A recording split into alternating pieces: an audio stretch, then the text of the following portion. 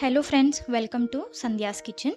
Last ವಿಡಿಯೋದಲ್ಲಿ ನಾನು ಒಂದು ಡಿಫ್ರೆಂಟ್ ಆದ ಕ್ರಿಸ್ಪಿ ಬೋಂಡಾ ರೆಸಿಪಿನ ಪೋಸ್ಟ್ ಮಾಡಿದ್ದೆ. ಆ ಬೋಂಡಾ ರೆಸಿಪಿಗೆ ಒಂದು ಬ್ಯಾಟರ್ನ ಪ್ರಿಪೇರ್ ಮಾಡ್ಕೊಂಡಿದ್ದೆ. ಆ ಬ್ಯಾಟರ್ ಸ್ವಲ್ಪ ಮಿಕ್ಕೋಗಿತ್ತು.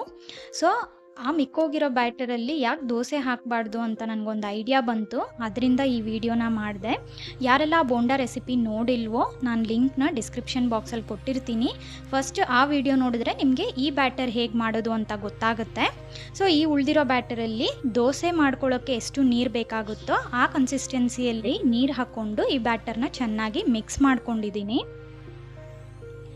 ಮಿಕ್ಸ್ ಮಾಡಿಕೊಂಡು ದೋಸೆ ಪ್ಯಾನ್ನ ಚೆನ್ನಾಗಿ ಹೀಟ್ ಮಾಡಿಕೊಂಡು ಒಂದು ಫುಲ್ಲು ದೊಡ್ಡ ಸ್ಪೂನಷ್ಟು ಬ್ಯಾಟರ್ನ ಹಾಕ್ಕೊಂಡು ಈ ರೀತಿ ಸ್ಪ್ರೆಡ್ ಮಾಡ್ಕೊಳ್ಳಿ.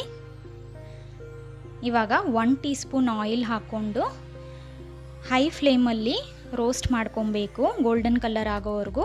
ಗೋಲ್ಡನ್ ಕಲರ್ ಆದಮೇಲೆ ಇನ್ನೊಂದು ಕಡೆ ಫ್ಲಿಪ್ ಮಾಡಿ ಈ ರೀತಿ ನೀಟಾಗಿ ರೋಸ್ಟ್ ಮಾಡ್ಕೊಬೇಕು. ಎರಡು ಸೈಡ್ ಕೂಡ ರೋಸ್ಟ್ ಆದಮೇಲೆ ಫ್ಲಿಪ್ ಮಾಡಿ ಫೋಲ್ಡ್ ಮಾಡಿ ಒಂದು ಪ್ಲೇಟಲ್ಲಿ ತೊಗೊಳ್ಳಿ. ನೋಡಿ, ನಾನು ಇನ್ನೊಂದು ದೋಸೆ ಹಾಕಿ ತೋರಿಸ್ತಾ ಇದ್ದೀನಿ.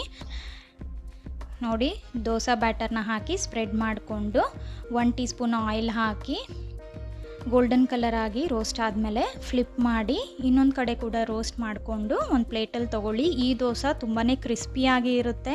ಸೇಮ್ ಬೋಂಡಾ ಥರನೇ ಇದು ಕೂಡ ಕ್ರಿಸ್ಪಿಯಾಗಿರುತ್ತೆ. ಚಟ್ನಿ ಜೊತೆ ಇದನ್ನು ಸರ್ವ್ ಮಾಡಿ ಬೆಳಗಿನ ಬ್ರೇಕ್ಫಾಸ್ಟ್ ತುಂಬ ಈಸಿಯಾಗಿ ಆಗೋಗುತ್ತೆ. 5 ಮಿನಿಟ್ಸಲ್ಲಿ ಮಾಡುವಂಥ ದೋಸೆ ರೆಸಿಪಿ ಇದು. ನಿಮಗೆಲ್ಲರಿಗೂ ಖಂಡಿತವಾಗ್ಲೂ ಇಷ್ಟ ಆಗುತ್ತೆ ಅಂದ್ಕೊಂಡಿದ್ದೀನಿ. ಈ ರೆಸಿಪಿ ನಿಮಗೆ ಇಷ್ಟ ಆದರೆ ಕಮೆಂಟ್ ಸೆಕ್ಷನಲ್ಲಿ ತಿಳಿಸಿ. ಹಾಗೆ ಇನ್ನಷ್ಟು ಈಸಿ ರೆಸಿಪೀಸ್ಗೆ ಸಂಧ್ಯಾಸ್ ಕಿಚನ್ ಚಾನಲ್ನ ಸಬ್ಸ್ಕ್ರೈಬ್ ಮಾಡಿ. Thank you.